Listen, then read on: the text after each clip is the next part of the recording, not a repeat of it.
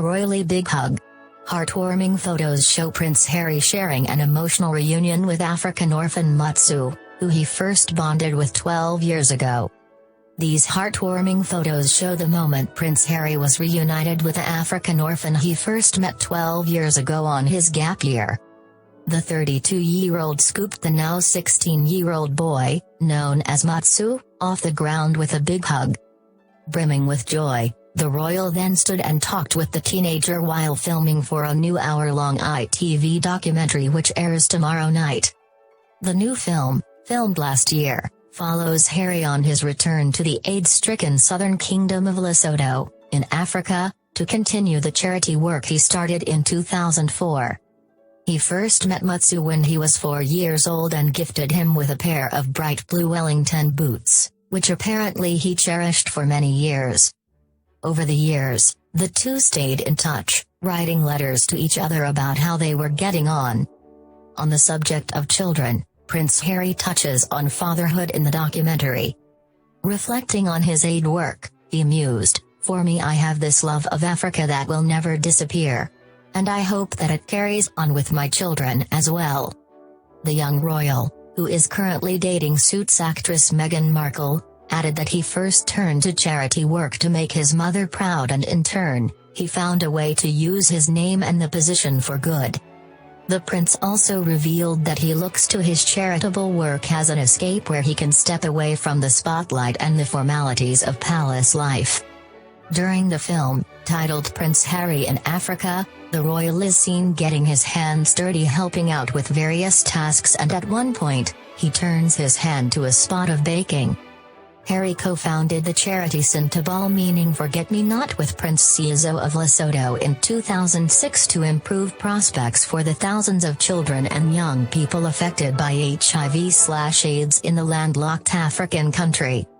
It has since delivered adolescent-friendly HIV testing and counseling services to more than 21,000 people, and plans to expand into 4 or 5 sub-Saharan African countries by 2020. Harry first visited Lesotho 12 years ago, shadowed by broadcaster Tom Bradby, who interviewed the prince for the new documentary. In the film, Harry urges people to do good, claiming it is fun to be good but boring to be bad. "If you re me, if you re your average Joe, if whoever you are, if you can affect politics and change the big things in the world, then just do whatever you can do, whether it's in your local community, your village, your local church, walking down the street, opening a door for an old lady, helping them cross the road. Whatever if it is, just do good. Why wouldn't you? The good stories are what make people tick every day, surely.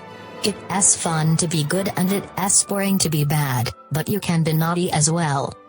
Harry also receives praise in the documentary from Sir Elton John, who urged people to go to see the work being done by Sintabal, saying, "If his mother was alive, she'd still be doing the work she set out to be doing, and he's carrying it on in the best possible way." The film, which also features singer Joss Stone and Coldplay frontman Chris Martin, shows Harry being reunited with a local teenager, Mutsu, whom he met on his first visit to Lesotho, and the prince dancing with local children. The prince was just a fresh-faced 19-year-old when he spent 8 weeks in Lesotho on his gap year, before joining the army.